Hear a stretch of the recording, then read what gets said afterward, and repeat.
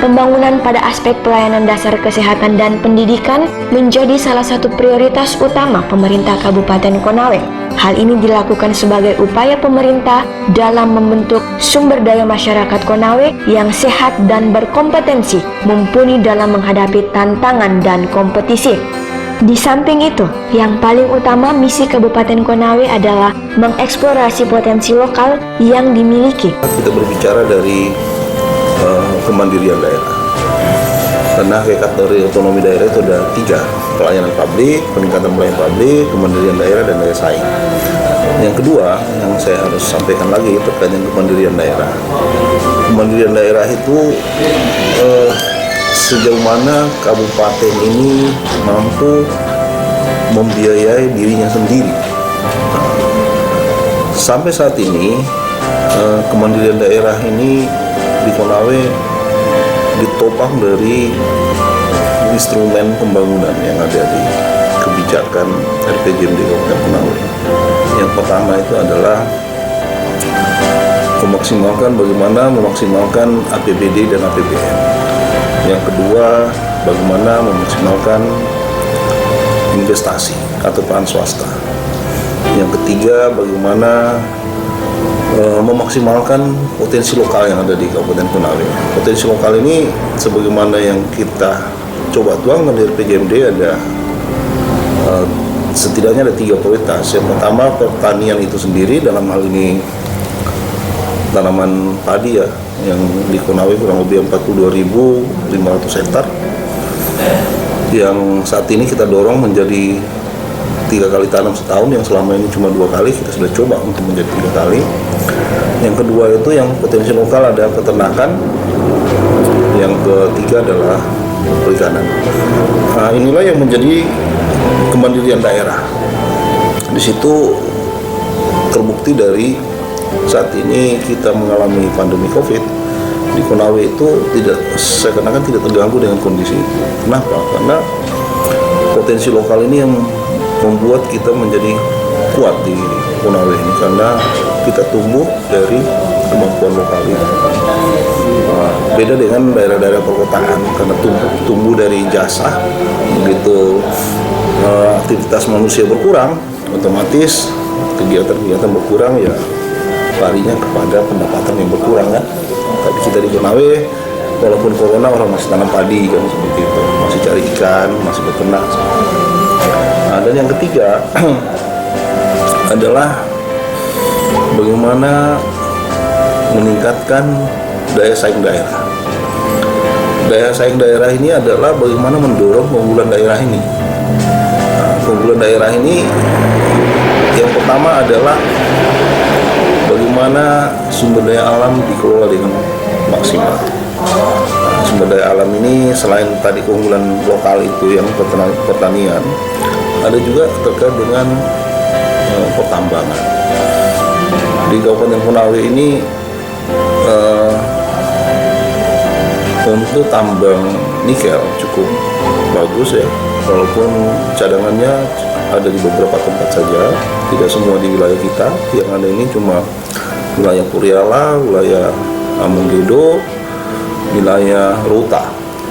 Tetapi di sini yang hebatnya Bupati KSK ini, walaupun wilayah-wilayahnya itu terbatas, tetapi KSK mampu mendatangkan industrinya. Nah, ini yang berbeda dengan wilayah lain.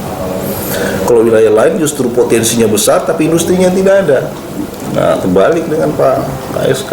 Pak KSK walaupun sumber dayanya terbatas, tapi industrinya didatangkan, dan terbukti sekarang. Nah, di Morosi berapa banyak tenaga kerja kita yang bisa tertampung, baik yang di Konawe sendiri maupun di dalam Provinsi Sultra maupun di wilayah lain. Di sana sekarang kurang lebih paling sedikit 16.000 penduduk yang ada di pegawai yang ditampung. Dan sebentar lagi kita akan mendorong terbentuknya kawasan industri baru di Kecamatan Ruta. Nah, di sana dengan nilai investasi kurang lebih 58 triliun, ini akan mendorong wilayah itu menjadi kota baru di wilayah barat kita di Konawe. Dari 3 ini tadi, prinsip dasar otonomi daerah, yaitu pelayanan publik, kemandirian daerah, dan daya saing. Inilah yang mendorong makroekonomi Kabupaten Konawe. Jadi pada saat wilayah lain minus, kita masih tumbuh. Kenapa? Indikator yang meningkatkan angka-angka itu, penyumbangnya yang paling besar itu pertama manufaktur dari industri, kedua dari pertanian skala besar, ketiga dari jasa-jasa konstruksi, keempat ya dari aktivitas jasa-jasa keuangan maupun telekomunikasi. Nah, jadi yang kita harap di Konawe ini, kita harus melewati 3 fase untuk menjadi daerah yang kuat. Yang pertama itu kemarin kita dan sampai saat ini kita masih ditopang oleh fase keunggulan lokal, yaitu pertanian. Kita lompat lagi ke daerah yang menuju ke daerah yang maju, yaitu daerah yang mengandalkan industrialisasi atau manufaktur. Dan industrialisasi ini kita dorong bukan cuma produksi hulu saja, tetapi sampai ke hilirisasi. Jadi kalau di Morosi itu kita dulu cuma bisa menghasilkan ferronikel, sekarang kan bisa, harus sampai ke stainless steel sebagaimana diharapkan oleh Bapak Presiden. Begitu juga nanti yang ada di Rota. Jadi angka-angka inilah yang akhirnya menopang pertumbuhan ekonomi baik makro maupun sektoral di Konawe ini. Pada saat wilayah lain minus, kita positif, sehingga kontribusi Konawe terhadap pertumbuhan rata-rata provinsi itu sangat besar. Jadi bisa kita bilang mungkin hampir 40% kontribusi Konawe terhadap pertumbuhan rata-rata provinsi. Dan syukur alhamdulillah dengan data-data yang kita dapat tadi ini, dengan angka-angka yang belum optimal, tapi kita sudah yakin bisa membantu daerah-daerah lain. Sekali lagi saya atas nama pemerintah mengucapkan terima kasih kepada seluruh petani-petani di Konawe untuk selalu bekerja dan menghasilkan daripada produksi pertanian yang berkualitas dan bermanfaat. Pabrik petani Kabupaten Konawe oleh Bupati Konawe siap mendukung penyebaran stok wilayah Sutra untuk ketahanan pangan. Dengan mengucapkan bismillahirrahmanirrahim, saya lepas dengan resmi. Sekian dan terima kasih. Assalamualaikum warahmatullahi wabarakatuh. Sebagaimana diketahui bahwa selama ini potensi unggulan Kabupaten Konawe terletak pada sektor usaha pertanian dalam arti luas dan pada posisi geostrategis wilayah pada skala regional Sulawesi Tenggara. Kedepan, Konawe dapat terbranding sebagai sentra ternak dan sentra beras nasional. Bersamaan dengan itu, akan didorong pula industrialisasi kedua komoditi tersebut, sehingga komoditi yang dihasilkan dapat bernilai tambah bagi perekonomian masyarakat Kabupaten Konawe. Untuk upaya tersebut, diformulasikan program Sejuta Ton Beras sebagai program andalan daerah.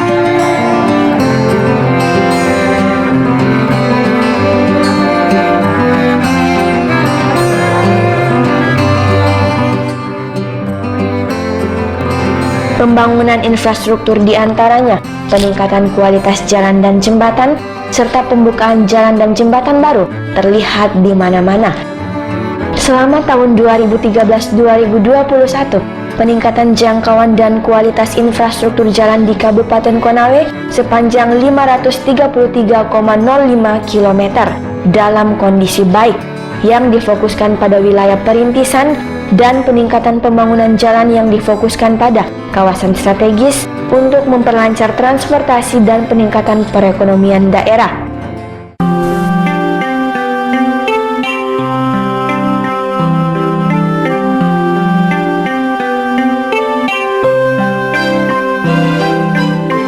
Keri Saiful Konggoasa adalah tipe pemimpin yang selalu tampil mengayomi dan mengajak SKPD, camat, lurah, dan kepala desa untuk membangun daerah guna mempercepat kesejahteraan masyarakat di Kabupaten Konawe.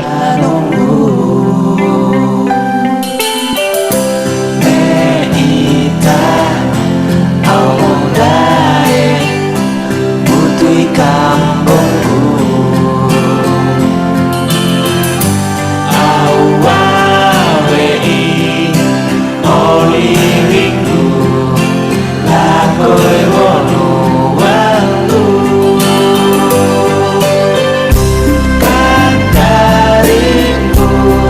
rekakasa. Sementara itu, pemerintah Kabupaten Konawe dalam memanfaatkan posisi geostrategis wilayahnya akan semakin mendorong pengembangan kawasan industri Konawe atau KIK yang telah menjadi ikon investasi daerah dengan terbangunnya mega industri Morosi di Kabupaten Konawe, Provinsi Sulawesi Tenggara.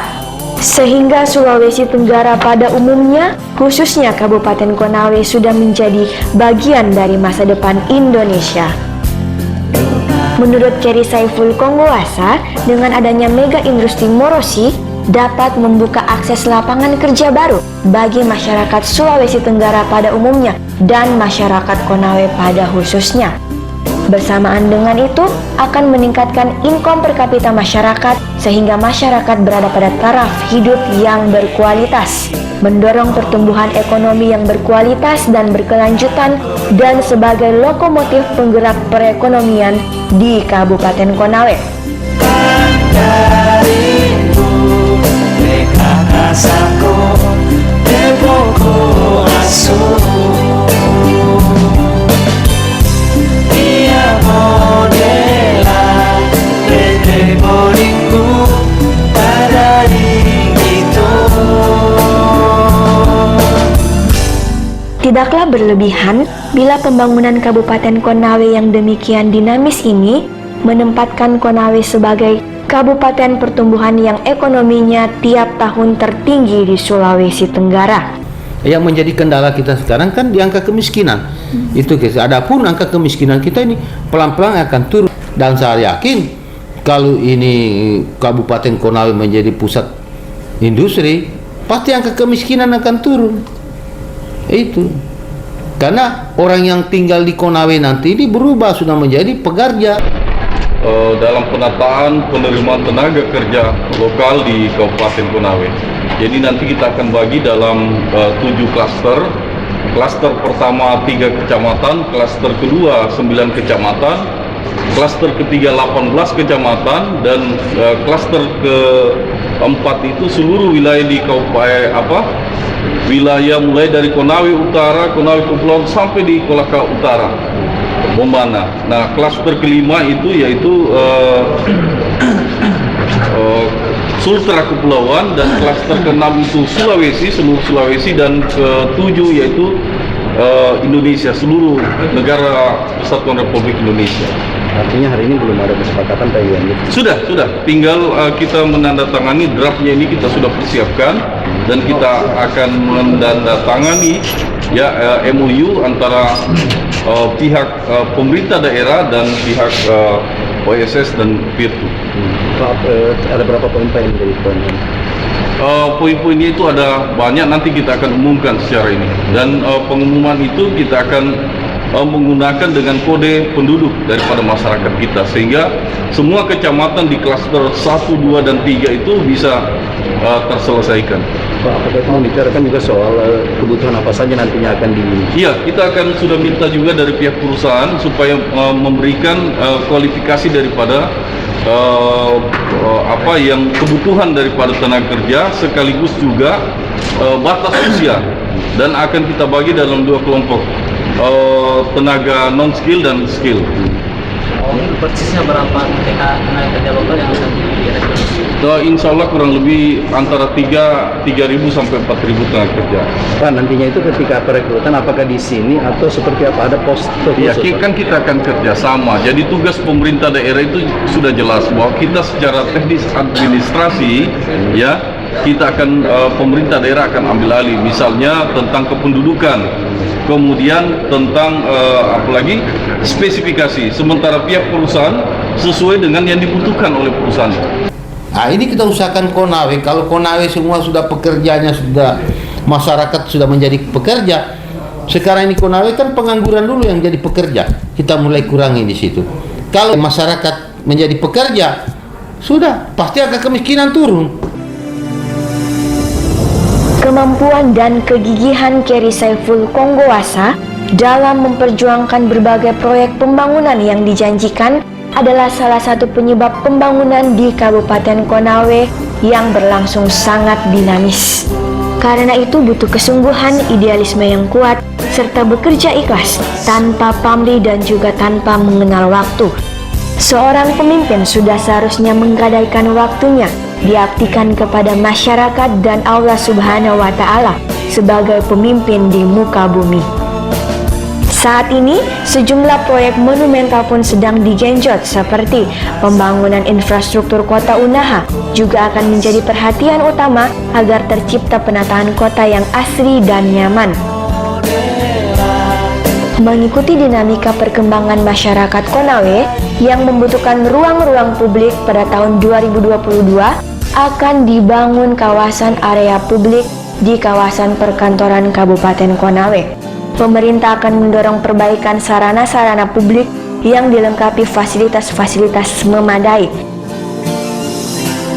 Untuk memastikan upaya tersebut dapat terimplementasi, maka ke depan pemerintah Kabupaten Konawe akan berupaya membangun koneksi dengan para investor terkait pemanfaatan aset strategis daerah seperti Pasar Wawatobi yang dapat ditingkatkan menjadi kawasan perdagangan modern.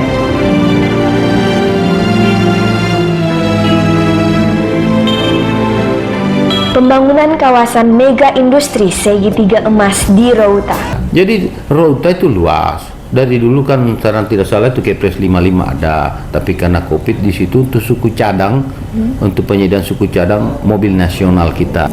Dalam hal ya mudah-mudahan dalam keadaan normal ini saya lihat beberapa perusahaan-perusahaan besar sudah ambil alih di sana. Di sana selain potensi nikel juga ada potensi perkebunan. Khusus untuk nikel, saat ini IUP yang dikelola oleh perusahaan Sulawesi Cahaya Mineral kurang lebih 21.000 hektar. Progresnya semakin bagus. Di tahun 2021-2022 perusahaan sudah merencanakan untuk mengirim material ore ke wilayah Bahodopi, Sulawesi Tengah, Morowali untuk selanjutnya dikelola menjadi bahan ferronikel. Dan untuk di tahun 2023-2024 direncanakan konstruksi pembangunan smelter juga sudah bisa maksimal. Begitu juga dengan pembangunan kawasan industri yang ada di Routa itu sendiri. Ya, harapan saya kepada semua warga Konawe, seluruh tokoh masyarakat, ya mari kita sama-sama memikirkan Konawe ini. Bantu saya untuk kita pikirkan Konawe yang lebih bagus, dan ini suatu motivasi kita untuk sutra masa depan Indonesia. Kini, dukungan kerjasama dan doa seluruh masyarakat Kabupaten Konawe diharapkan agar pembangunan di berbagai bidang dapat terlaksana dengan baik. Peran serta masyarakat dan pemerintah harus seiring sejalan demi terwujudnya Konawe yang maju dan mandiri tahun 2023.